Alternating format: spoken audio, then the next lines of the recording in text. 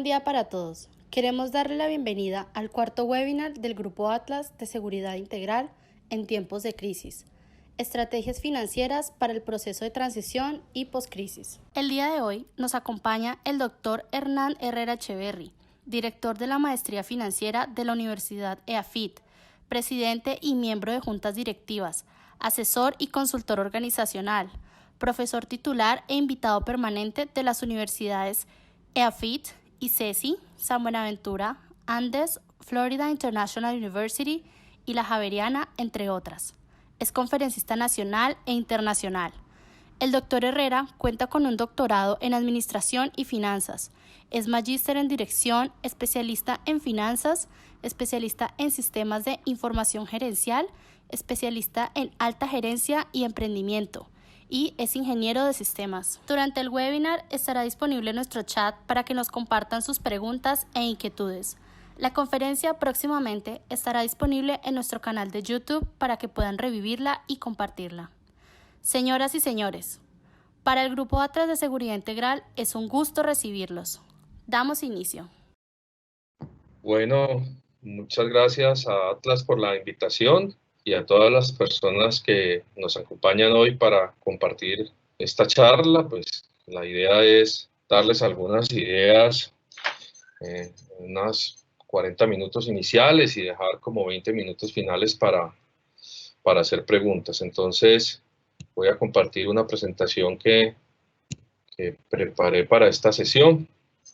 Y básicamente lo que vamos a trabajar hoy es lo que se avecina para muchas empresas en la actualidad, donde básicamente comenzamos a abrir nuevamente la economía poco a poco. Básicamente empezamos a comenzar a trabajar nuevamente. Algunos sectores ya pueden, pues, con una cantidad de protocolos y reglas y normas que nos han puesto, pero pueden volver a empezar a trabajar, pueden volver a abrir sus fábricas. Ya vimos, pues, que el sector de la construcción y otros sectores están comenzando nuevamente a prender motores, pero todavía estamos dentro de una situación crítica en la medida, pues, que el riesgo de contagio sigue existiendo y que tenemos que convivir, pues, con todos estos temas hasta tanto no se solucione la vacuna que todo el mundo está esperando, o hasta tanto no se recorra el camino doloroso, pues, de la inmunidad si la vacuna no llega pronto. Entonces, la idea es que lo que vamos a ver hoy es cómo ayudarles de pronto a que los empresarios puedan tener la posibilidad de enfrentar esta nueva situación, este nuevo entorno que estamos viviendo a raíz de esta crisis sanitaria, porque este no es un momento para estar perdidos y sin brújula. Este es un momento para que la gente identifique claramente cuáles son las acciones que le van a beneficiar y que van a poder aprovechar las oportunidades que, a pesar de esta crisis, aparecen oportunidades, y hay muchas empresas que las están aprovechando. Y bueno, la idea es que no nos quedemos atrás y que podamos salir adelante. Entonces, digamos que el objetivo fundamental de esta charla es responder un par de preguntas centrales alrededor de cuál es el desempeño de las empresas después de una recesión, básicamente cuáles son las que salen adelante, cuáles no, y cuál es la diferencia entre esas empresas que salen adelante o no en ese periodo, pues, de poscrisis o de transición y poscrisis. Y lo que les voy a dar son algunas ideas que les permitirían a ustedes, pues, como estructurar un plan para comenzar a navegar en las condiciones que se nos avecinan. Primero quiero introducir acerca de cómo es que una empresa sale adelante. Pues básicamente una empresa sale adelante con crecimiento y rentabilidad, pero muchas logran crecer sin ser rentables, y muchas son rentables por un tiempo, pero esa rentabilidad con los años se va disminuyendo. Entonces, esta es una gráfica sobre, hacemos, pues, con una investigación con unos compañeros de trabajo en la Universidad de EAFIT, y lo que pueden ver aquí en esta gráfica es una comparación de la rentabilidad de las empresas colombianas comparando 2012 con 2017. Y esto, pues, digamos, es un escenario no como la crisis que tenemos ahora, sino en un escenario, el anterior normal, digámoslo así. Entonces, nótese allí que lo que uno puede ver en estas voy a poner el puntero. Lo que uno puede ver aquí es que esta es la rentabilidad de las empresas antes del año 2012. Nótese que aquí está quienes tenían una rentabilidad por menos del 5, entre el 5 y el 10, entre el 10 y el 15 y así sucesivamente. Y aquí está la rentabilidad en el 2017 para ese mismo grupo de empresas. Entonces, quienes tenían menos del 5, entre el 5 y el 10 y el 10 y el 12. El azul más oscuro son las empresas que 5 años después han permanecido teniendo los mismos márgenes de rentabilidad, los mismos retornos o la misma rentabilidad o la misma rentabilidad sobre el capital invertido. Y lo que puede ver uno aquí es que básicamente había el 35% de las empresas tenían una rentabilidad por debajo del 5 y después en el 2017 la mantienen en el 5. Por ejemplo, este grupo que está aquí, son empresas que tenían una rentabilidad entre el 5 y el 10% en el 2017 y que mejoraron porque en el 2012 tenía una rentabilidad por debajo del 5. Pero si yo miro acá abajo, hay también 27% de esas empresas que antes, en el 2012, tenían una rentabilidad entre el 5 y el 10 y ahora tienen una rentabilidad menor que el 5. Entonces, lo que uno puede ver es que las empresas que están por debajo de esta diagonal, es decir, estas que están en amarillo, son las que han bajado su rentabilidad y las que están por encima son las que han logrado subir su rentabilidad. Entonces, lo que uno logra ver es que el área amarilla es mucho mayor que este área azul clara. Y la conclusión de esta gráfica es que las empresas, pues obviamente con el tiempo han venido todas perdiendo rentabilidad a nivel general en condiciones normales o en el normal anterior. Lo mismo dice acá con el crecimiento. Entonces, uno también nota aquí que el crecimiento todavía es mucho más difícil de sostener que la rentabilidad. Entonces, en una condición normal, lo que genera valor en una compañía, que es el crecimiento con rentabilidad, es muy difícil de mantener. Y esto que tengo aquí, es decir, que si yo este ejercicio lo he estado haciendo en ventanas de tiempo de 5 años durante varios periodos, y lo que he notado es que solamente el 24% de las empresas que hemos testeado en Colombia logran tener, y son una muestra de más de 30.000 empresas de la Superintendencia de Sociedades, solamente el 24% logra mantener crecimiento con rentabilidad en 5 años y solamente el 5% logra mantener crecimiento con rentabilidad en 10 años. Ahora, esto es en condiciones normales. Cuando estamos hablando de recesión, lo que dice la literatura académica y las investigaciones, y me voy a permitir citar a Gulati, a Ranjay y a Noria y Friends, ellos han estudiado pues las últimas recesiones que han habido a nivel mundial, obviamente recesiones de tipo económico, y lo que han sacado ellos es que 3 años después de pasar la recesión, el 17% de las empresas mueren, el 74% sobreviven y solamente el 9% sale adelante, es decir, solamente el 9% logra prosperar. Y un punto más delicado aquí es que de estas 74 que sobreviven, el 80% de las que sobreviven se demoran al menos 3 años en regresar al nivel de crecimiento y rentabilidad que tenían antes de la recesión. Es decir, sobrevivir significa por lo menos volver a los índices de crecimiento y rentabilidad anterior, y lo que estamos viendo aquí es que esas que sobreviven, solamente el 80, se demoran 3 años en volver a tener esos mismos niveles. Entonces, digamos que esta es una situación bastante delicada, porque históricamente la recuperación de las recesiones nos muestra que para las compañías es difícil volver a retomar el camino. Y entonces la pregunta es, ¿qué hace la diferencia? ¿Qué hace pues que unas estén, digámoslo acá, en este 74, otras estén en este 17 y estas poquitas 9% logren salir adelante y prosperar? ¿Cuáles son los elementos que hacen que una compañía entonces logre recuperarse después de una recesión, logre hacer un buen proceso de poscrisis y logre hacer un buen proceso de transición y poscrisis? Entonces, lo que le voy a dar aquí es algunos detalles precisamente que responden a esa pregunta. ¿Qué es lo que hace la diferencia entre esas empresas que salen adelante y aquellas que definitivamente se quedan ancladas y que no lograron dar la vuelta a la página de la crisis? Entonces, seguramente esta lista de cosas que les voy a dar aquí no pretende ser una lista exhaustiva, sino que lo que pretende ser es la posibilidad de sembrar una inquietud en los asistentes para que trabajen alrededor de esto y construyan un plan para la transición y la postcrisis aterrizado pues a las necesidades de cada uno de los negocios que ustedes están enfrentando. Entonces, estas ideas fundamentalmente están estructuradas en 4 horizontes de trabajo. El primer horizonte de trabajo, pues no me voy a detener mucho en él porque seguramente todos los asistentes ya han tenido que ver con esto y ya lo han sufrido, ya lo han vivido. Y es el tema de sortear los retos de la crisis. Digamos que para uno poder avanzar en la transición y la crisis, pues tiene que estar vivo hasta que la crisis pase.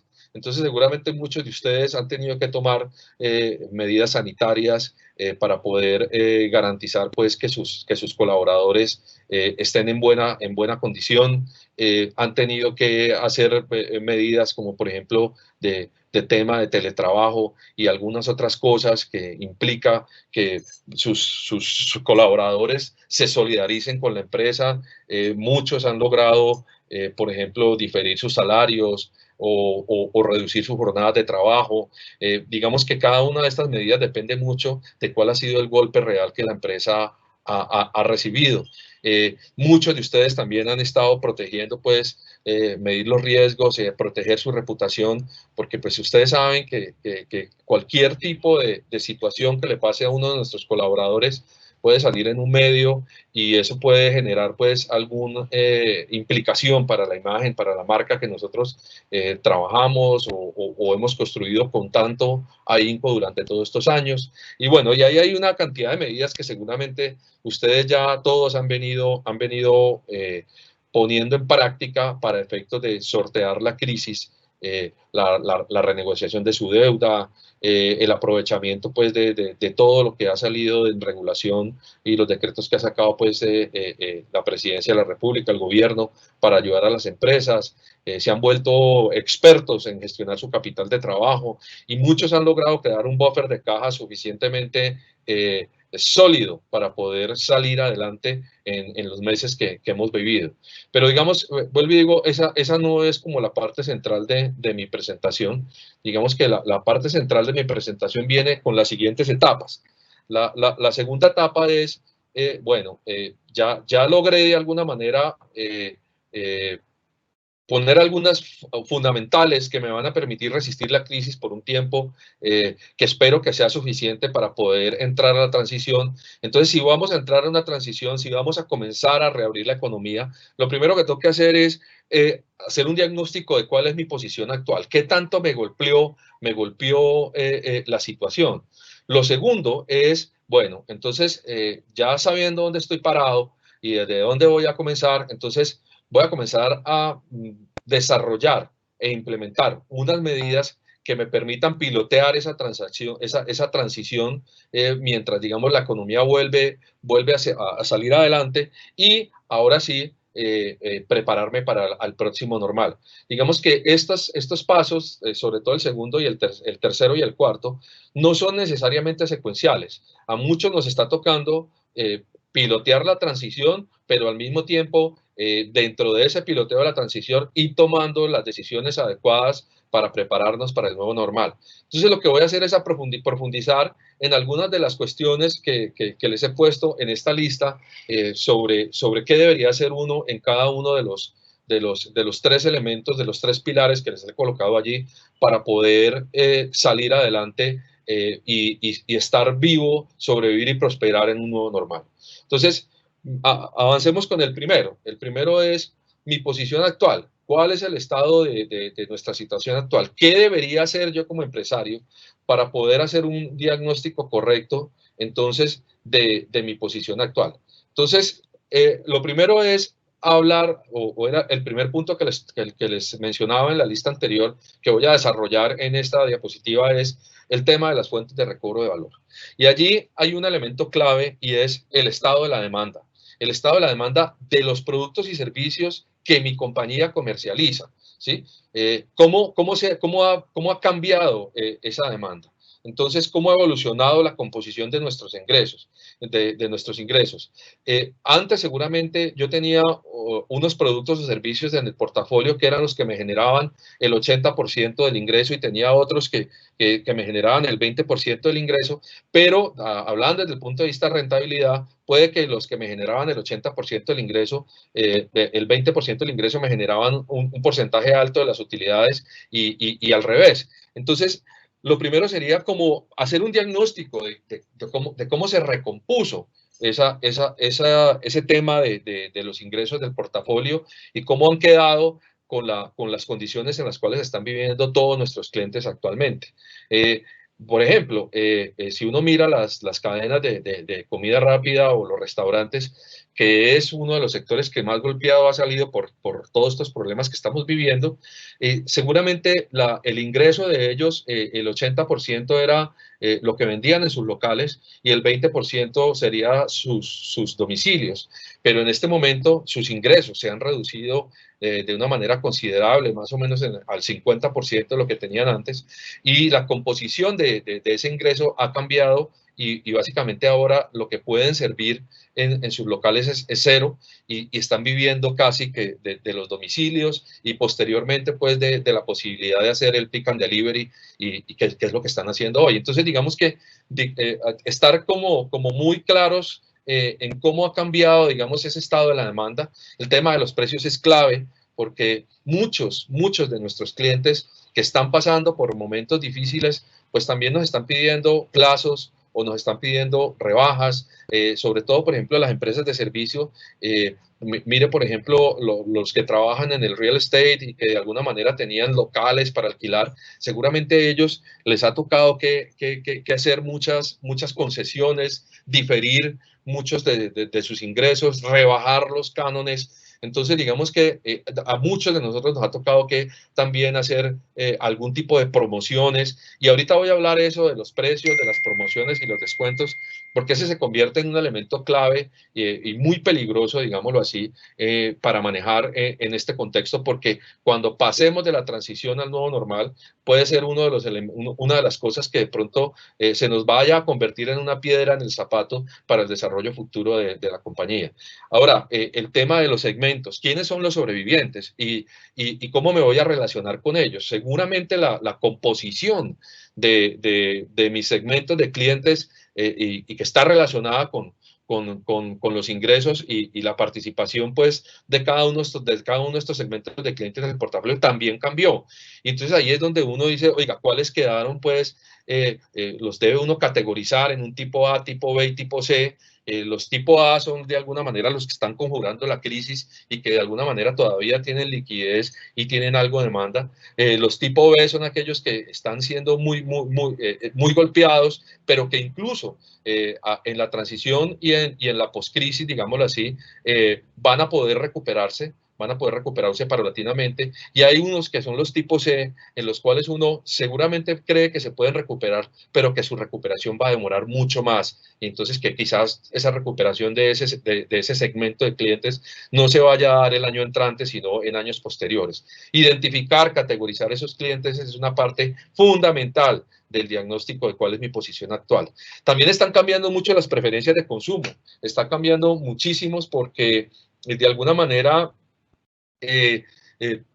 hoy vemos como, sobre todo, por ejemplo, en los sectores como la comida que les comentaba ahora, para seguir con el mismo ejemplo, el tema de la indulgencia le ha venido dando paso al tema de fortalecer mi condición digamos, mi condición de inmunológica. Entonces, digamos que así como en este sector, en muchos otros, las preferencias de consumo de los clientes ha venido cambiando. Y miremos, por ejemplo, que ayer veía una encuesta sobre preferencias de consumo y uno veía, por ejemplo, como negocios o sectores como el de la cerveza, que uno piensa siempre que, o de las bebidas alcohólicas, que uno piensa que siempre la gente guarda algo de dinero para tener, digamos, ese momento de bienestar y de indulgencia.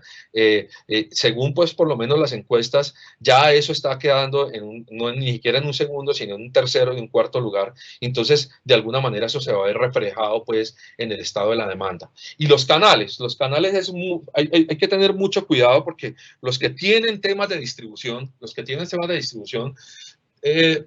tienen que entender también que los canales se resienten y se puede dar fenómenos en los cuales uno, y ojalá no nos pase a ninguno, pero se puede dar fenómenos en los cuales uno le despacha al canal, el canal puede que recoja el dinero de lo que distribuyó, pero no necesariamente tiene la fortaleza financiera para poder devolverle o reembolsarle a uno lo que le entregó. Y ya se están viendo casos, como por ejemplo, ayer vi una noticia o antier vi una noticia de algunas entidades, no estoy generalizando, no son todas obviamente, pero sí vi una noticia sobre algunas, por ejemplo, inmobiliarias que cobraban arrendamientos, pero que esos arrendamientos en este momento están represados por la situación de caja que tienen las inmobiliarias y los dueños de los locales y los dueños de los bienes inmuebles, pues no han percibido el ingreso por los arrendamientos y se está quedando en el canal. Ese es un ejemplo de situaciones que pueden pasar y que uno tiene que revisar. Entonces también tiene que revisar cómo quedó el estado y la posición de caja de cada uno de sus canales para saber uno en dónde tiene que tener cuidado y con quién cuenta hacia adelante.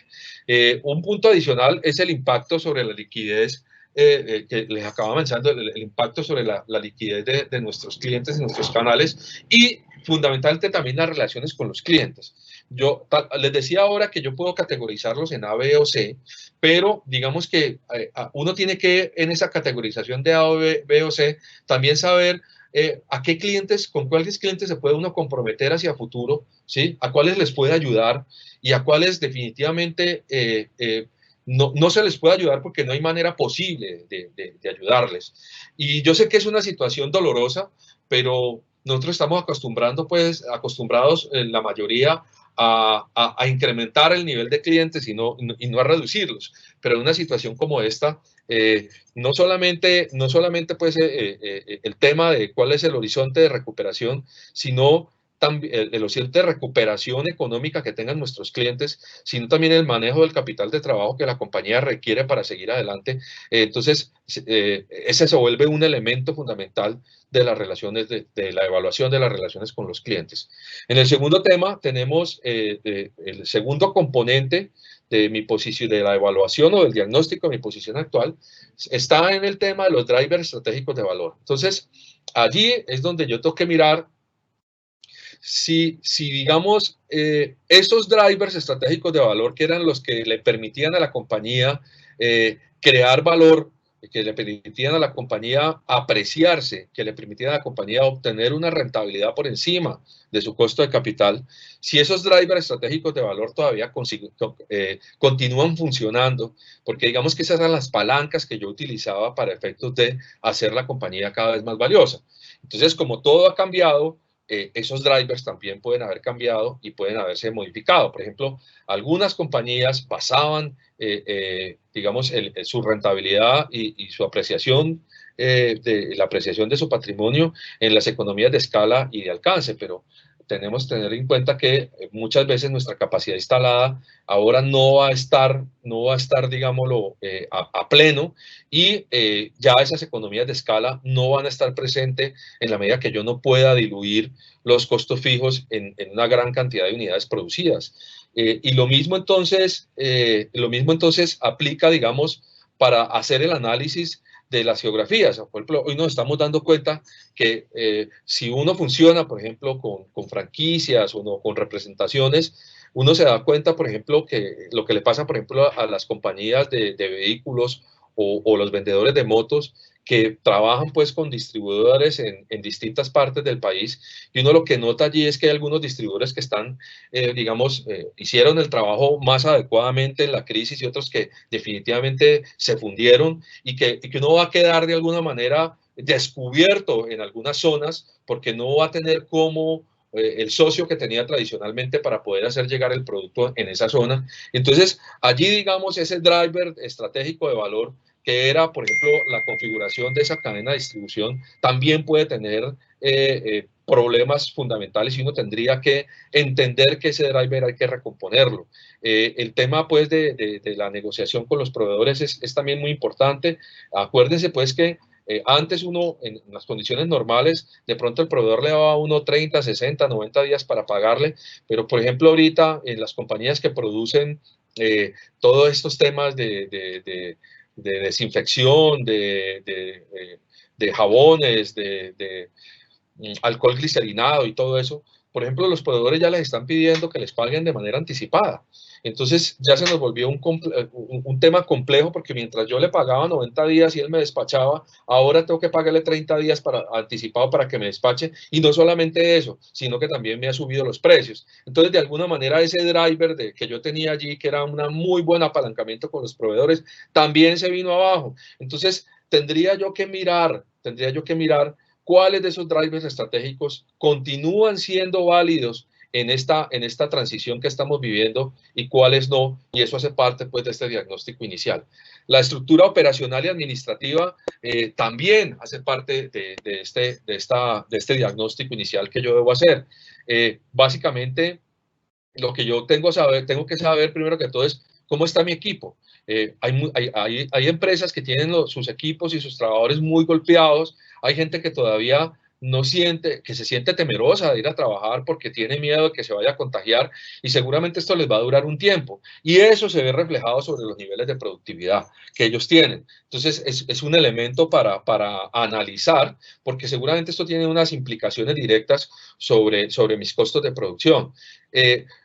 Otra cosa, otro elemento adicional es que los costos se han incrementado porque los que podemos salir a trabajar ya, porque estamos dentro de las categorías que el gobierno ha determinado como empresas que pueden liderar el inicio de la recuperación, pues tienen que salir a pesar de estar en esta dificultad tremenda de disminución de ingresos, hacer inversiones adicionales en protocolos de seguridad y de bienestar, ¿sí? Y fundamentalmente hacer inversiones en temas asociados a categorizar la exposición al riesgo de cada uno de sus colaboradores.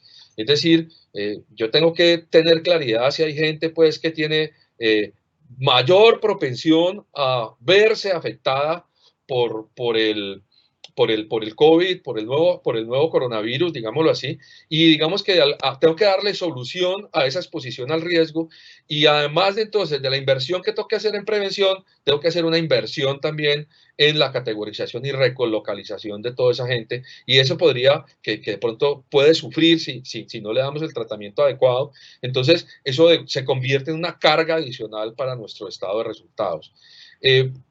También es fundamental saber con quién cuento en este momento, porque hoy se requieren unas habilidades distintas para sortear una crisis, para iniciar un proceso de transición, para gestionar la proyección a la poscrisis. Entonces, el balance de ese equipo de trabajo que tengo hoy y con quién cuento y quién me hace falta es fundamental porque ustedes saben que el equipo, digamos, de alguna manera es el que va a lograr sacar a la compañía adelante y entonces ahí tengo que estar muy seguro de con quién cuento y qué me haría falta.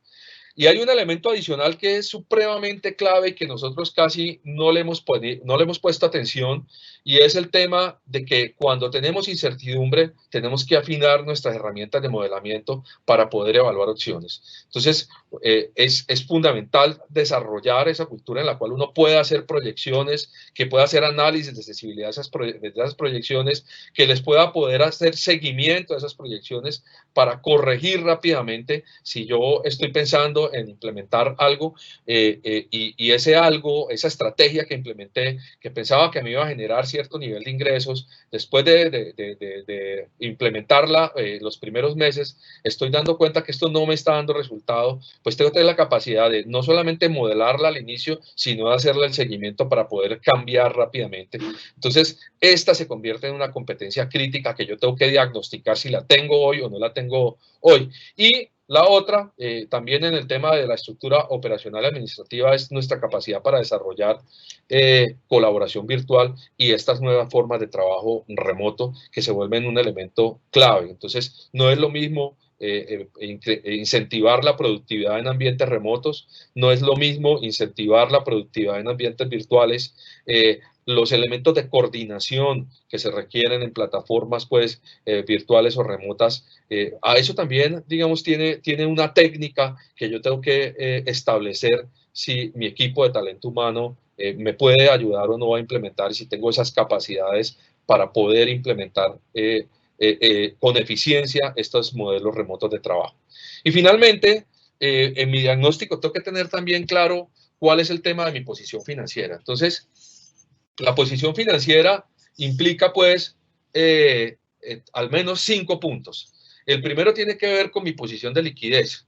Entonces, mi posición de liquidez fundamentalmente está relacionada con que yo hoy tengo que coger, además de la gente hoy está obviamente navegando con flujo de caja, pero en un tema de transición, tengo que mantener la vigilancia sobre el flujo de caja, pero también tengo que comenzar a escudriñar mi estado de resultados. Y la forma de escudriñarlo es poder partir, digamos, además, mis costos y gastos en el componente fijo y variable. Porque digamos que el componente variable está directamente relacionado con el ingreso, pero el fijo es permanente. Entonces, si yo analizo, digamos, si yo comparo el margen de contribución que tengo después de quitarle a mis ingresos los costos variables, pues ahí me estoy dando cuenta, ese margen al compararlo con los fijos, me estoy dando cuenta exactamente de cuál es el tamaño de mi déficit, cuál es la magnitud de mi déficit. Y si tengo un buffer de caja, tengo unos ahorros guardados o tengo de alguna manera unos créditos que me se han desembolsado y algunos cupos disponibles de los cuales podría hacer uso, pues entonces yo le sumo eso al buffer de caja y lo comparo con el déficit y ya podría saber entonces para cuánto tiempo tengo liquidez para mantener la empresa hasta tanto no logre recuperar los niveles de ingresos que me permitan tener el punto de equilibrio adecuado. Entonces, lo primero que tengo que diagnosticar es esa posición de liquidez en términos de lo que les acabo de decir.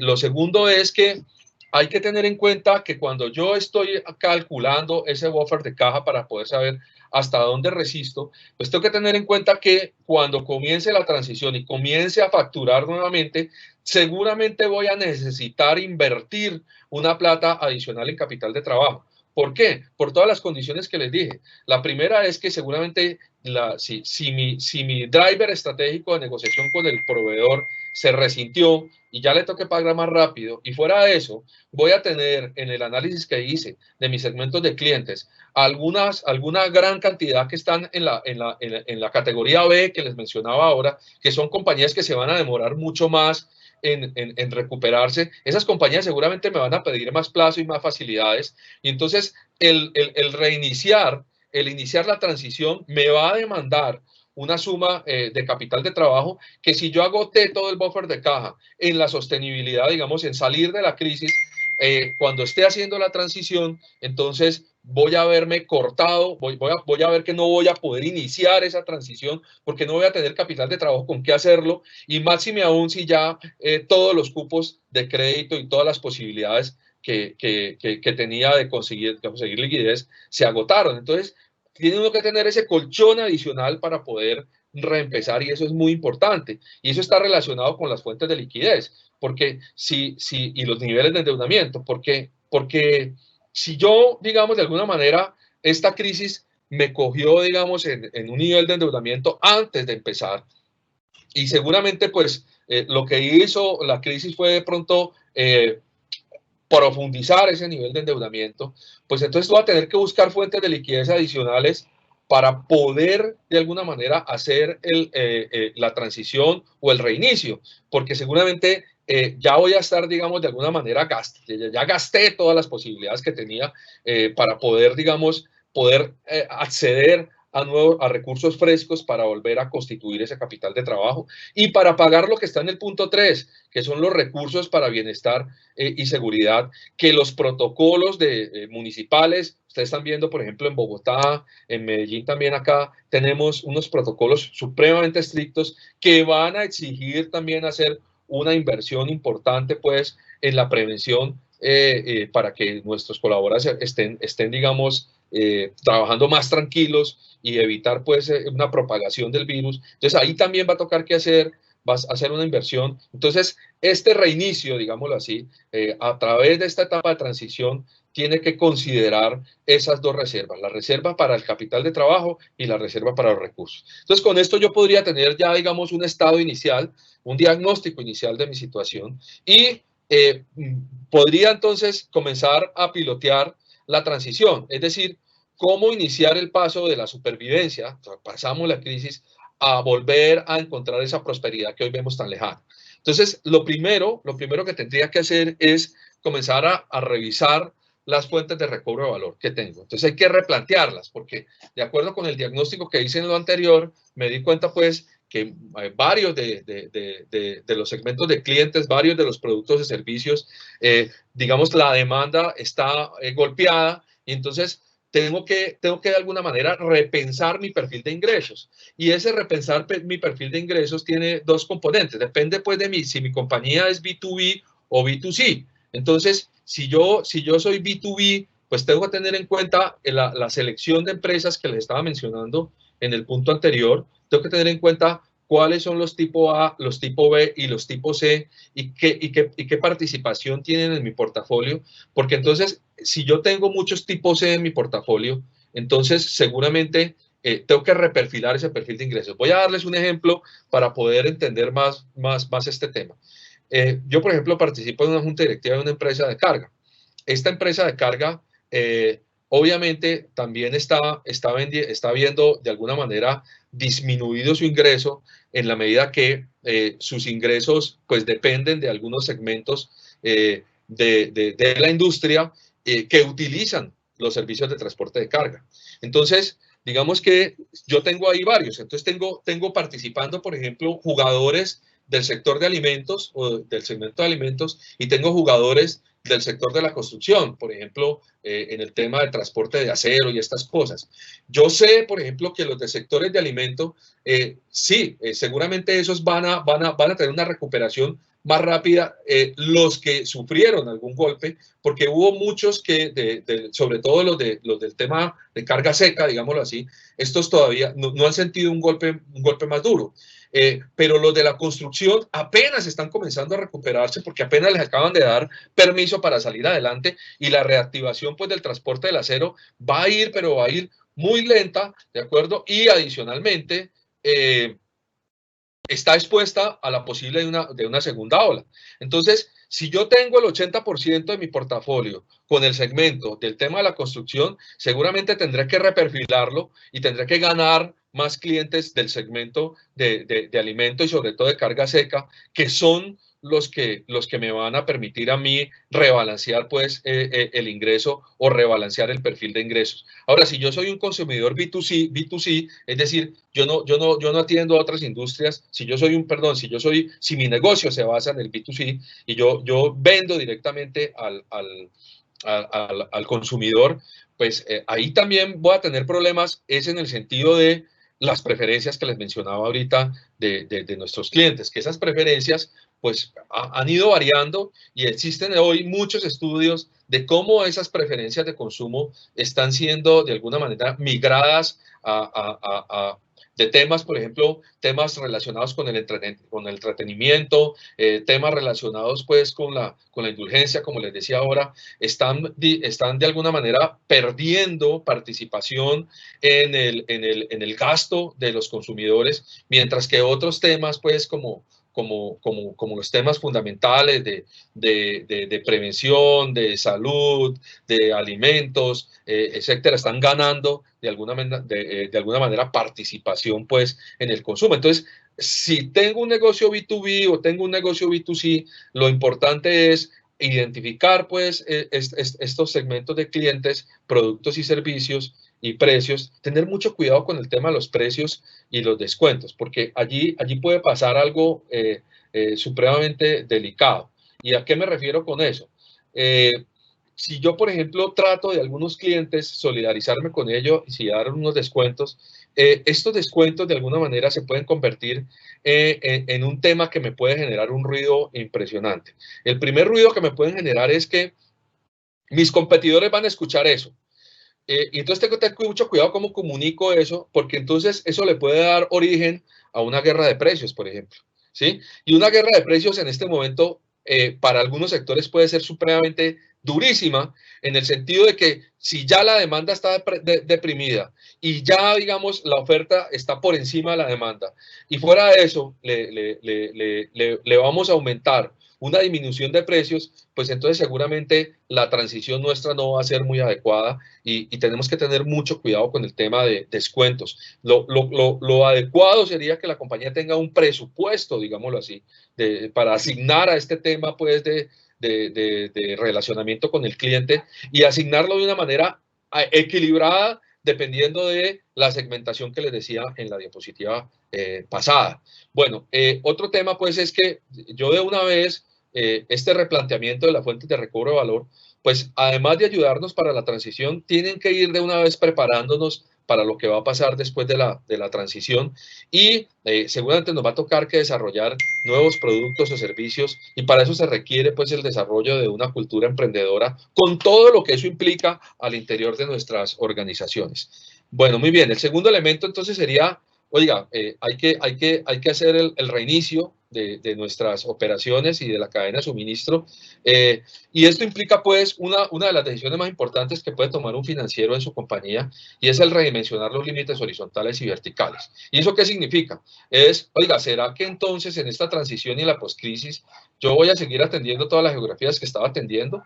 Y lo otro es, ¿será que yo todos los procesos que ejecutaba al interior de mi cadena de valor bajo los derechos de mi propiedad, digámoslo así, los debo seguir ejecutando o debo entonces de algunas de esas partes de mi proceso productivo migrarlos a modelos as a service con temas como outsourcing y otro tipo de mecanismos mediante los cuales uno podría, digamos, adquirir del mercado parte de eso y evitarse los costos asociados, porque seguramente puede uno encontrar concentraciones más eficientes que le pueden transferir esa eficiencia a uno para que uno la pueda incluir en su proceso de producción y llevársela al consumidor final.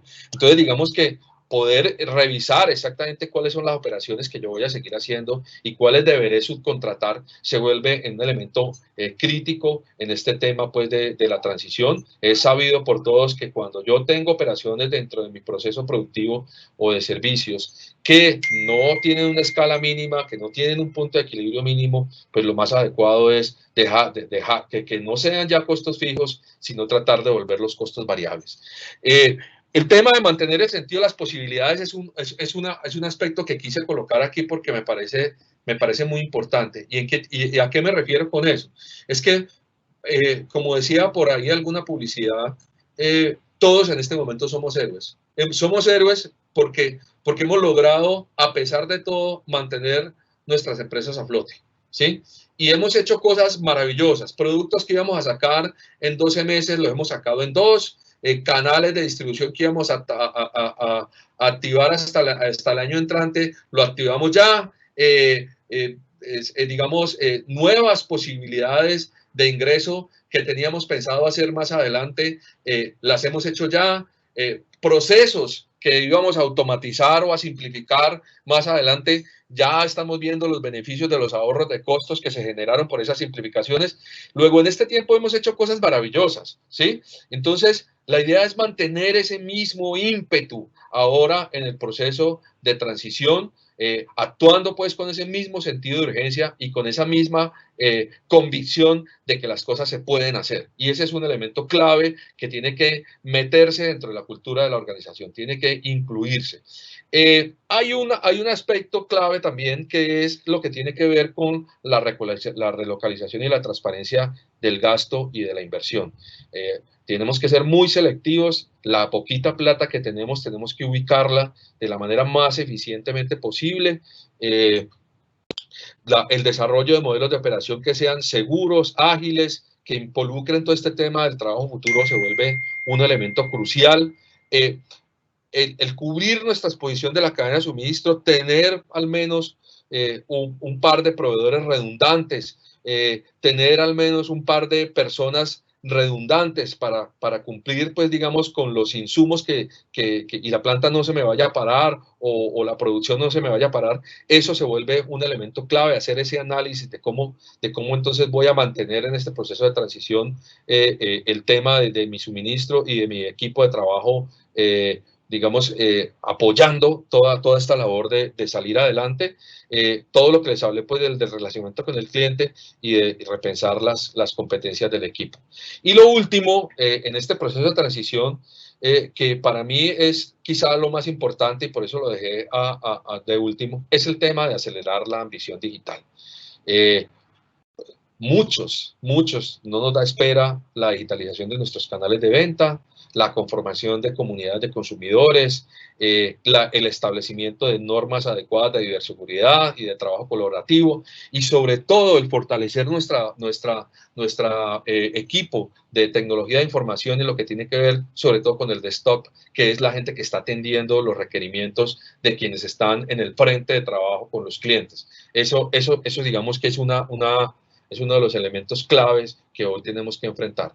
Ahora, de todas estas acciones que yo les acabo de mencionar, entonces yo debería priorizarlas, porque seguramente hay muchas que podemos hacer, pero la pregunta es cómo empezamos y cuáles hacemos primero y cuáles hacemos después en la medida que los recursos son escasos. Entonces yo diría que todas esas acciones que ustedes tomen, que en lo que tiene que ver con las que están relacionadas con el periodo de transición, yo debería colocarlas al menos en esta gráfica, digamos, categorizarlas por estos tres ejes. ¿Y cuáles haría primero? Las que tienen un tiempo de impacto más corto, es decir, que vamos a ver reflejado el impacto más rápido, pero el impacto ¿sobre qué? Sobre el EBITDA y el flujo de caja, ¿sí? Pero también teniendo en cuenta cuál es la capacidad que tenemos realmente de implementarlas. Y cuando digo capacidad de implementación, me refiero a la plata para hacerlo y a la gente para hacerlo. Entonces, yo debería priorizar todas las acciones que estoy mencionando de cómo iniciar el paso a la supervivencia y a la prosperidad, pasándolas, digamos, por este tamiz de la priorización en estos tres ejes. Ahora, para preparar el próximo normal, es decir, ¿cómo podemos ser exitosos entonces en este proceso de transición? ¿Cuáles son los elementos claves para pasar de la transición y volver al nuevo normal? Y esto implica pues pensar un poquito proyectarnos un poquito más hacia adelante. Entonces, aquí lo clave es preparar el próximo normal dándole el cambio a una mentalidad híbrida. Una mentalidad híbrida tiene que ver con varias cosas. Hoy nosotros hemos tomado muchísimas decisiones que nos han permitido, digamos, y yo lo estoy colocando aquí como cuando jugamos fútbol, ¿no es cierto? Entonces nosotros cuando jugamos fútbol, tenemos un grupo en la defensa. Entonces hoy digamos que hemos tratado de fortalecer esa defensa. ¿Qué quiere decir eso? Hemos hecho muchas cosas para reducir costos, para prevenir el tema del contagio, para reducir los riesgos asociados pues a nuestra operación, tanto desde el punto de vista operacional como desde el punto de vista financiero, pero fundamental lo que estamos haciendo allí es tratando de evadir al máximo las pérdidas. Sin embargo, hay un enfoque, digamos, requerido en este proceso de transición y postcrisis, que es pensar en la delantera del equipo, los que van a meter los goles de aquí en adelante.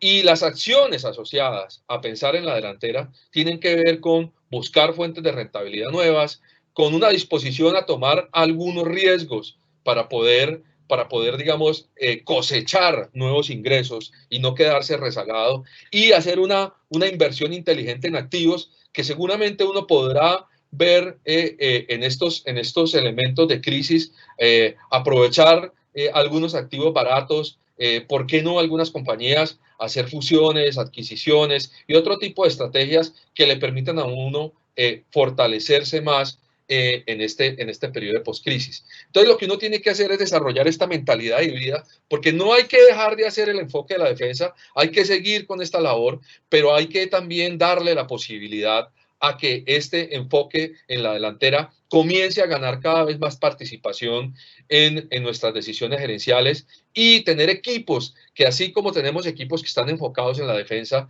se enfoquen en la delantera. La mentalidad híbrida es la capacidad que tienen entonces los gerentes de la compañía de poder acompasar estas dos cosas. Es decir, hacer enfoques en la defensa priorizados con los ejes que les acabo de mencionar, pero que esos enfoques de alguna manera correspondan también y no lastimen, no coarten, digamos, la posibilidad de que las estrategias que tengo en la delantera del equipo no se vayan a poder ejecutar, sino que por el contrario se vean apoyadas por lo que estoy haciendo en la defensa. Entonces, esto se los cuento porque según la investigación académica, este es el análisis de cómo les va a las compañías después de la crisis, ¿sí? Que han desarrollado un enfoque en la defensa, un enfoque en la delantera y una mentalidad híbrida.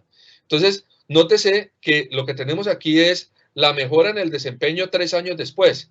Este es el promedio de todas las crisis que hemos vivido, este es el promedio de la mejora en el desempeño en el EBITDA y en las ventas de las compañías, en promedio todas. Digamos, este es un análisis de unas 470 compañías globales, digámoslo así. Y lo que uno nota acá es que, nótese que las que se enfocan en la defensa, de alguna manera, tienen una recuperación del 6.3% en sus ingresos, pero solamente del 4.4% en el EBITDA. Las que se enfocan en la delantera, mire que tienen una recuperación, digamos, porcentual después de esos 3 años, mucho mayor que las que se enfocan en la defensa, pero las que logran el híbrido y hacen la una y la otra, ¿sí? Definitivamente tienen un desempeño que casi dobla, digamos, el desempeño de las que solamente se enfocaron en una de las dos mentalidades que les digo de defensa y delantera. Entonces, ahí ya, digamos, está demostrado que ese es el camino a seguir y es la combinación de defensa y delantera en la poscrisis.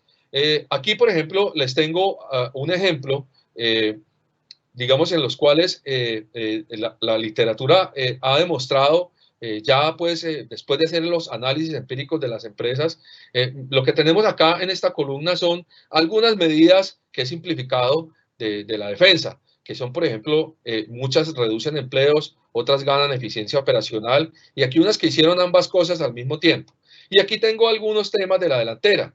Se desarrollaron nuevos mercados, hicieron inversiones en nuevos activos que posiblemente pudieron conseguir más baratos, pero que son complementarios para poder, digamos, generar sinergias o que generan sinergias en el desarrollo de la empresa que queremos ser en la postcrisis, y los que han hecho ambos, el desarrollo de mercados y la inversión. Y nótese aquí que lo que uno logra ver es que el desempeño peor ha estado pues en la gente que de alguna manera ha rescindido la posibilidad de seguir usufructuando su talento humano, ¿sí? El desempeño mejor está fundamentalmente en las compañías que, además de desarrollar mercados y hacer inversiones en activos, digámoslo así, que hicieron ambos, lograron centrar sus estrategias defensivas en la eficiencia operacional. Entonces, digamos que esto nos muestra de alguna manera lo que en otras crisis han hecho las compañías y qué es lo que les ha funcionado. Por eso entonces el enfoque híbrido progresivo es aquel entonces en el cual las compañías se enfocan en la eficiencia operacional, pero adicionalmente logran de alguna manera también invertirle suficiente recurso humano y tener la destinación de sus inversiones en gastos e inversiones, digamos, la asignación de capital a gasto e inversiones más transparente al desarrollo de mercados y a la inversión en activos complementarios. Esto que tengo acá es el comportamiento típico de las recesiones. Y lo que podemos ver aquí, es que hay algunas recesiones que se parecen más a otras. Por ejemplo, la del 75 seguramente se parece más a la del 70, y lo que uno ve es que la del 2001 se parece más a la del 2009, a la del 1991. Hoy, ojalá tuviéramos uno como la del 82, en donde la recuperación fundamentalmente fue en B. Hoy, digamos, hay una discusión sobre si la recuperación económica después de la crisis que estamos viviendo será más parecida a esta L o será más parecida a esta B, y hay algunos que piensan que es más parecida a esta y hay otros que piensan que es más parecida a esta otra. Pero digamos que al margen de eso, lo que yo quiero contarles es que esto es un promedio de las industrias, pero el promedio tiene industrias que se desempeñan mejor o tiene empresas que se desempeñan mejor y tienen empresas que se desempeñan peor. Y la idea es nosotros no estar en ese promedio, sino tratar de hacer cosas que nos saquen de ese promedio y que nos permitan estar mejor que nuestros pares a pesar de las circunstancias. Entonces, la vaina es que cuando miramos estas crisis son crisis que hemos tenido, que fundamentalmente son crisis económicas, pero la crisis que estamos viviendo hoy tiene unos componentes diferentes. Digamos, los componentes diferentes que tiene la crisis hoy es que hoy tenemos un tema que es el tema del contacto. Es decir, en esas crisis anteriores, las que le estaba mostrando acá, no está el problema del aislamiento. Hoy tenemos un problema, es que la gente no puede estar trabajando junta, la gente no puede salir a comprar, la gente no puede circular, y eso no lo habíamos tenido en ninguna de estas. Entonces, hoy vemos negocios, ¿sí?, que sus productos y servicios dependen de las instalaciones físicas. Pero tenemos negocios cuyos productos y servicios son independientes a las instalaciones físicas. Entonces, por ejemplo, hoy vemos un negocio como las tiendas de departamento o como las barberías, que fundamentalmente lo que uno tiene es un contacto físico en un lugar físico donde tiene que ir a recibir ese producto o servicio. Pero también tenemos otros negocios que ya han migrado pues a una base digital, ¿sí? Y que los productos y servicios que ellos ofrecen no requieren indispensablemente de tener una instalación física para poder, digamos, generar facturación. Entonces, si yo meto eso en una matriz, seguramente los que se van a ver más golpeados son aquellos servicios, productos que están relacionados con una fuerte presencia en las instalaciones físicas y un fuerte contacto físico, ¿sí? Y los que van a estar mejor son aquellos que ya tienen una base digital muy importante y que adicionalmente no requieren de sus instalaciones físicas para salir adelante. Pero tengo un tercer grupo, y ese tercer grupo es aquellos que a pesar de que estaban acá, ¿no es cierto?, están haciendo transformaciones fundamentales que seguramente los van a llevar a evolucionar su negocio al cuadrante superior derecho en sus pantallas, que es, digamos, el ideal para una economía de aislamiento, en donde yo no necesito tantas instalaciones físicas o puedo reducir eso y puedo tener una base de negocio digital importante.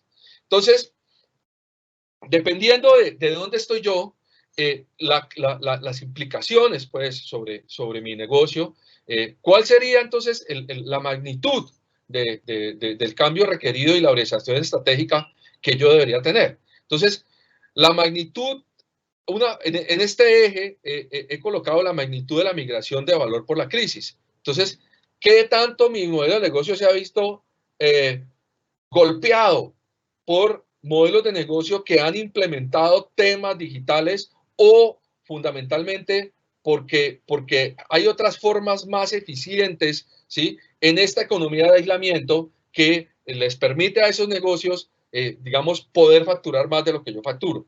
Ahora, y por en este otro eje, tengo la magnitud del choque de la demanda por la crisis. Es en lo que tiene que ver con lo que les decía ahora, cómo ha cambiado la demanda, las preferencias de los consumidores o las preferencias de mis clientes, dependiendo de si mi negocio es B2B o B2C. Entonces, seguramente lo que voy a hacer es que si la magnitud de la crisis, digamos, de la migración de valor por la crisis es alta para mi modelo de negocio y la magnitud del choque de la demanda por la crisis es alta para mi modelo de negocio, pues lo único que me va a quedar es conformar un nuevo modelo de negocio. Es decir, voy a tener que hacer esa transformación de cambios digitales. Eso seguramente es lo que le va a tocar que hacer a las empresas que están en este cuadrante inferior izquierdo, ¿sí? Porque si no, no van a lograr salir adelante. Seguramente quienes de pronto están no están tan golpeados por la demanda, pero están golpeados por los modelos de negocio nuevos, digitales que se están montando, pues tienen que transformar o tienen que redefinir su oferta. Y los que se están viendo muy golpeados por el choque de la demanda, lo que tienen que redefinir es la forma como la industria como la tienen hoy. Entonces, digamos que esto nos va a permitir saber cuál es la magnitud de la transformación que nosotros tenemos que hacer, teniendo en cuenta en qué se basa, digamos, las características fundamentales de nuestro negocio y en qué tanto nos están golpeando los nuevos modelos de negocio y el choque sobre la demanda por las crisis que estamos viendo hoy. Entonces, la principal característica de la crisis actual es que yo puedo tomar las siguientes decisiones. Yo puedo, si estamos de acuerdo con que el camino digital es un camino que yo no puedo evitar, entonces yo puedo adoptarlo de dos maneras. La primera forma es la adopción digital. Entonces yo puedo llegar y tratar de replicar las mismas cosas que estoy haciendo, pero hacerlas bien digitalmente. Entonces, de alguna manera, hacer las cosas bien y con eficiencia y, digamos, digitalizar muchas de esas labores. Por ejemplo, yo puedo digitalizar mi canal de ventas, ¿no es cierto? Entonces, de alguna manera, sigo vendiendo, digamos, mis mismos productos y servicios, pero ahora, digamos, aplico para poderlos hacer a través de una plataforma que me permita vender en línea, por ejemplo, si tengo un B2C, digámoslo así, o atender a un cliente de manera remota por una plataforma si tengo un B2B, ¿no es cierto? Ahora, hay otra forma también, y es lo que se conoce como evolución digital. Hacer evolución digital es no hacer las cosas que estaba haciendo bien hechas, pero digitalmente, sino hacer las cosas correctas que debo hacer, aún si son nuevas, pero digitalmente. Entonces allí es donde requiero gran imaginación para generar disrupciones que me permitan tomar ventaja. No, lo que yo pienso es que no basta la adopción digital. Y muchos, no quise traer el término de transformación digital porque es un término que está muy desgastado. Entonces mucha gente digitaliza alguna parte de sus operaciones, pero no necesariamente está haciendo una transformación digital. La transformación digital para mí se da es cuando yo comienzo a hacer las cosas correctas. Aquí hago correcto las cosas y aquí hago las cosas correctas para poder proyectarme en una nueva economía en donde el aislamiento puede seguir por algún tiempo y puede quedarse como una costumbre, así la misma pandemia se extinga, porque la gente va a comenzar a cambiar sus preferencias de cómo hacer los negocios, que de hecho antes de la crisis ya mucha gente se estaba cambiando, ¿no es cierto?, a muchos canales digitales, a muchas experiencias de cliente digital, y que lo que ha hecho esta pandemia es acelerar ese proceso. Entonces, para eso necesitamos no solamente de la adopción digital, sino de la evolución digital.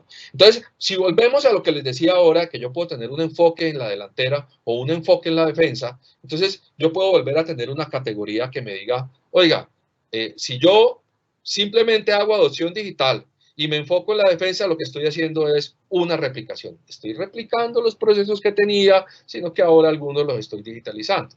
Ahora, si yo de alguna manera me enfoco en la delantera y sigo de alguna manera haciendo una adopción digital, no una evolución, pues fundamentalmente lo que estoy haciendo es una expansión y es poder llegarle a mis clientes con unos canales. Seguramente la replicación, si yo ya digitalicé algunos de mis procesos, eso me va a permitir expandirme y seguramente va a poder vender en otras geografías, va a poder vender a otros segmentos de clientes, seguramente me voy a aliar pues con un tema logístico que me va a permitir hacerle llegar, ¿sí? Ahora, si yo lo que hago es enfocarme en la defensa, pero adicionalmente hacer evolución digital, entonces ahí voy a hacer cosas que de alguna manera me van a permitir mantener el negocio. Voy a contarles una experiencia, por ejemplo, que estamos haciendo hoy con una compañía de servicios públicos que administra, digamos, el suministro de agua potable en varias regiones de este país. Y ahí, por ejemplo, estamos haciendo una labor de mantenimiento en lo que tiene que ver con el tema del cobro de cartera. Para ellos va a ser muy difícil con la situación actual en la cual no se pueden de alguna manera desconectar servicios, ¿sí? Y que estábamos atendiendo unas poblaciones en las cuales ya de entrada había una morosidad. Pues seguramente el tema de la morosidad se va a volver más complejo en esta transición y en la postcrisis. Entonces, lo que estamos haciendo, lo que estamos ahí es montando, digamos, todo un sistema de data analítica para poder, de alguna manera,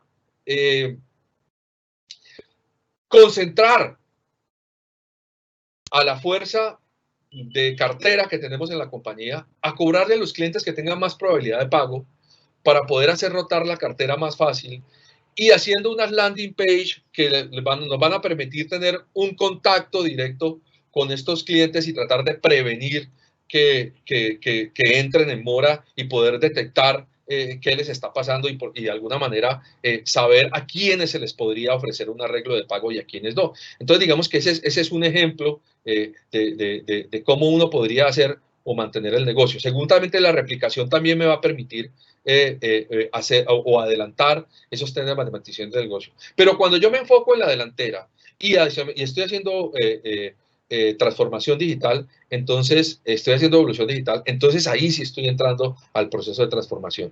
Voy a darles algunos ejemplos para volver esto un poco más práctico.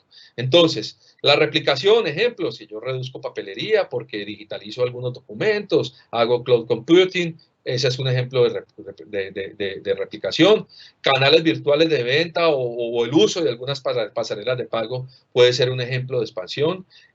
Lo de las plataformas digitales que muchos están creando para tener relacionamientos con los clientes, el montaje de CRMs, el montaje de landing page, seguramente son estrategias de mantenimiento, pero estrategias de transformación son aquellas que lo llevan a uno a repensar todo su portafolio de tecnología de información y buscar, por ejemplo, elementos que hasta hace poquito eran imposibles porque uno o era de bajo costo y si era de bajo costo no podía ser flexible, pero por ejemplo la analítica y aplicaciones de analítica de datos nos están permitiendo ser flexibles y al mismo tiempo de bajo costo. Bueno, entonces ahora lo que me resta contarles es que hay que hacer pues manos a la obra con todas estas ideas.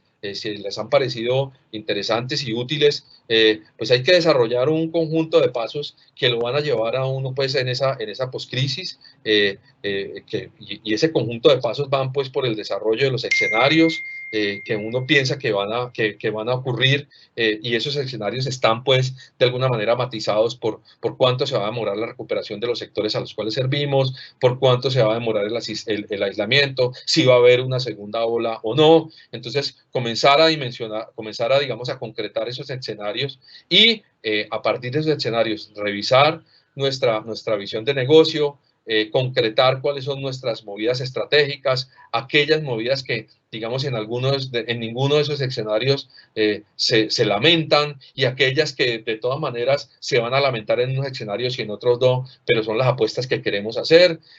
Y con base en eso, pues repensar la estructura de nuestra organización y acondicionar nuestro modelo de gestión, porque seguramente el modelo de gestión que teníamos antes no va a ser el mismo, no nos va a servir para lo que se viene, y segundamente todos estos temas de compensación variable y de compensación productividad, por productividad se van a volver ahora sí el centro mismo pues de los modelos de gestión y la formación de cultura en las organizaciones. Unas ideas finales que quiero dejarles es todo el tema pues de estructurar un plan muy concreto para llevarla a la empresa de cada etapa, en la transición, en la postcrisis, y estar moviendo simultáneamente, como les decía, las opciones a nivel táctico y estratégico.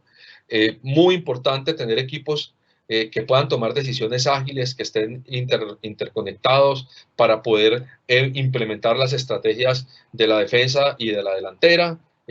Actuar con urgencia, incrementar la velocidad en la toma de decisiones. Ya no podemos pensar las cosas en mucho tiempo, hay que ser ágiles, hay que tomar las decisiones rápidamente, y tener en cuenta que si uno no hace nada, pues no hacer nada es hacer algo también. Entonces, pero como somos más ágiles en la toma de decisiones, seguramente nos podemos equivocar en algunas y la única forma es tener la posibilidad de hacerle seguimientos y reevaluarlas de forma dinámica para hacer los correctivos que toque que hacer, y apalancarse pues en todas las lecciones que aprendamos de esa reevaluación dinámica. Hay que desarrollar nuevos Key Performance Indicators y Key Risk Indicators. Eso es fundamental. Los indicadores de desempeño clave ahora son distintos y los indicadores de riesgo ahora clave son distintos. Entonces, es fundamental el implementar nuevas formas de reconocimiento a la gente, tal como les decía ahora, cambiar el modelo de gestión y mantener la cultura orientada a la resiliencia también siguen siendo dos temas fundamentales. Bueno, yo creo que eso era lo que tenía para compartirles. Les agradezco mucho pues el tiempo que estuvieron conmigo aquí y que yo pude pues comentarles estas ideas. Y bueno, no sé si tenemos un tiempo para preguntas o cómo está dispuesto el resto pues, de la sesión. Nuevamente abrimos este espacio para que por el chat dejen sus preguntas. Alejandro pregunta, ¿cómo puedo medir los drivers de valor y posición estratégica? Sí, digamos que ese es un tema que pues ya las compañías vienen haciéndolo desde hace algún tiempo. Y yo lo que tengo que identificar son, yo como sé que un elemento fundamental de mi estrategia es un driver de valor, no es un driver de valor, pues por la correlación que tiene con el incremento de los ingresos, por la correlación que tiene con el incremento del margen EBITDA, es decir, por la correlación que tiene con la productividad del capital de trabajo, por la correlación que tiene con la productividad de la inversión, por la correlación que tiene con la disminución de la volatilidad pues, de mis ingresos. Entonces, yo lo que tengo que saber es cuáles son esos elementos de mi negocio que están correlacionados con eso. Entonces, por eso les colocaba algunos ejemplos y, por ejemplo, en las cadenas de hard discount, lo que está más correlacionado con el ingreso, por ejemplo, es la localización y la cantidad de tiendas. Entonces, ahorita, por ejemplo, que estamos en esta pandemia, pues las cadenas de hard discount han de alguna manera, están revisando si su plan de expansión todavía, digamos, continúa siendo pertinente en la situación que estamos, porque ese era su driver de valor anterior. Una cadena hard discount obtiene más ingresos y obtiene, digamos, de alguna manera, no es la única, pero hay muchas más, pero una clave es esa, es la localización de sus tiendas y la cantidad de tiendas que tiene. Entonces, digamos, otro driver de valor, por ejemplo, de la hard discount es la estructura liviana de sus procesos y entonces, por ejemplo, allí participan fundamentalmente los costos reducidos. Entonces, tendrían que revisar las cadenas de hard discount, por ejemplo, si en este momento la crisis está afectando esa estructura de costos reducidos que tienen o en dónde se va a ser golpeada. Entonces, ahí estarían diagnosticando si ese driver de valor efectivamente continúa siendo vital para la empresa o ha mutado de alguna manera por la crisis.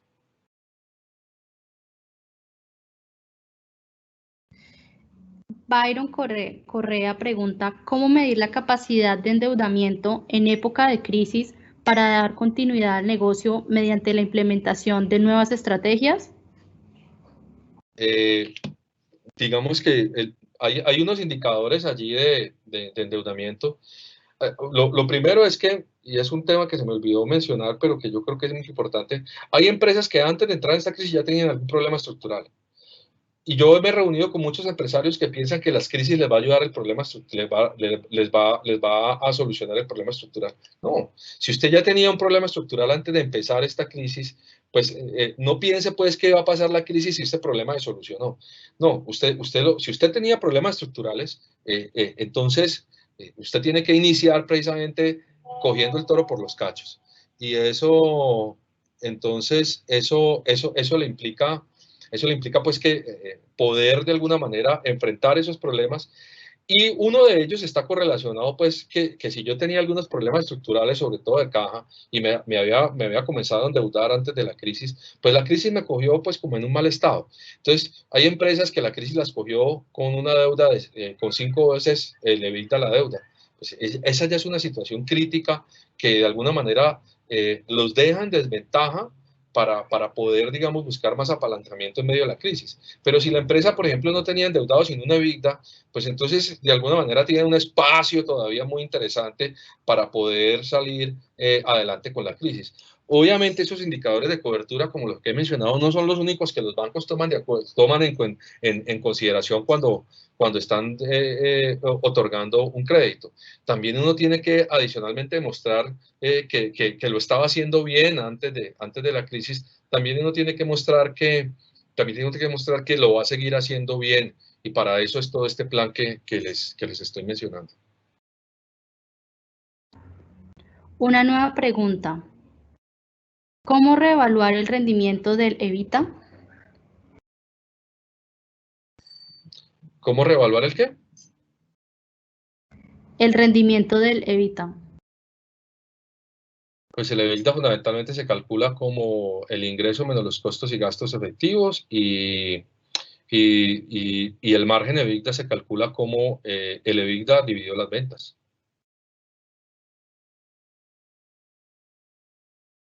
La salud económica del país para el próximo año se va a ver afectada por la crisis actual. ¿Cómo considera que debemos plantear esos planes de recuperación de compañía con respecto a ese grado de incertidumbre? No, es evidente que sí, es evidente, pero el mensaje acá es que no todos se van a ver afectados de la misma manera.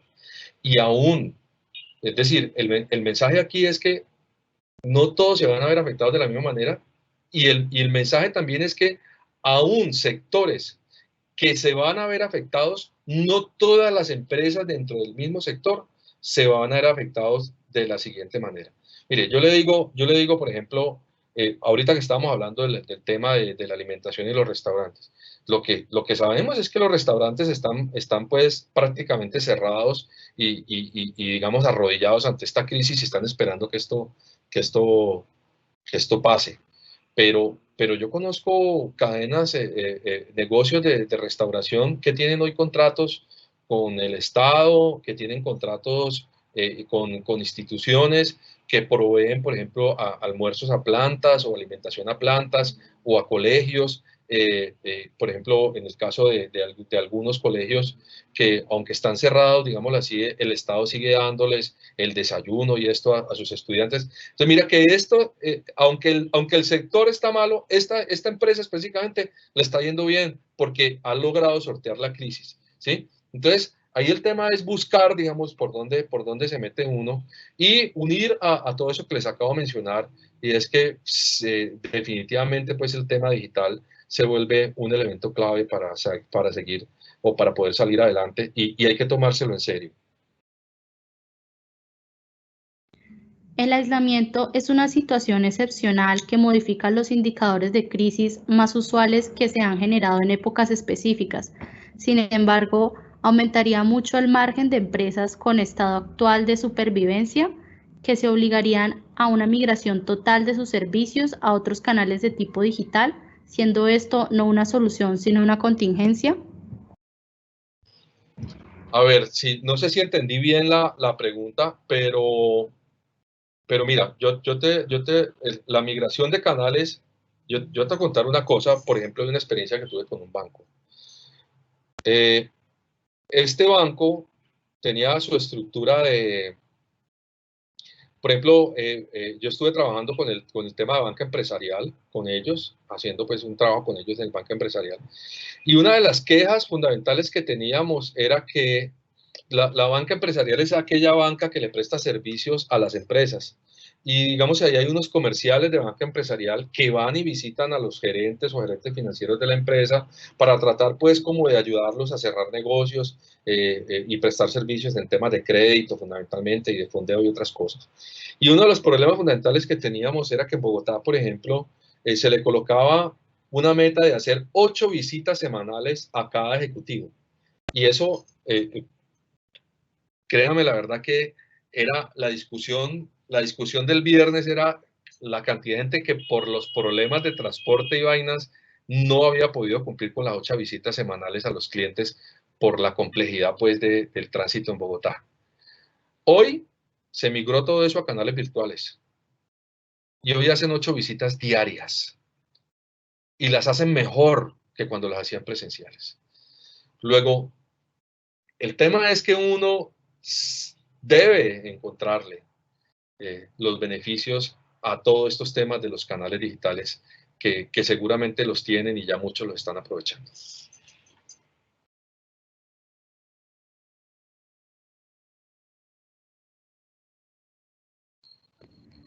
Con esta incertidumbre, ¿qué se puede tomar como foco para hacer planeación estratégica? Quizás esa fue como el mensaje central de mi presentación. Yo creo que el foco fundamentalmente es, primero, pintar los escenarios y prepararse para lo peor esperando lo mejor. Pero digamos que el paso inicial es pintarse muy bien cuál va a ser el nuevo sistema económico en el cual la empresa de uno está inmerso, porque eso cambió, nos cambiaron la pregunta, digámoslo así. Ahora hay lo normal ya nunca volverá a ser normal, ahora hay un nuevo normal. Entonces, lo primero que tenemos que hacer para poder hacer una buena planeación de aquí en adelante es estar digamos, muy seguro de que hemos hecho el esfuerzo de pintar cuáles son los escenarios más factibles en los cuales nos vamos a tener que mover de aquí en adelante. Doctor Hernán, muchas gracias por compartir su conocimiento con nosotros. Para Seguridad Atlas, es un placer contar con usted en este webinar. Gracias a todos por su asistencia. Queremos saber su opinión. Enviaremos una encuesta para que nos cuenten los temas que les gustaría que programáramos en próximas ocasiones y nos ayuden evaluando este webinar. Nuevamente, muchas gracias. Recuerden, en Atlas nos gusta cuidarte.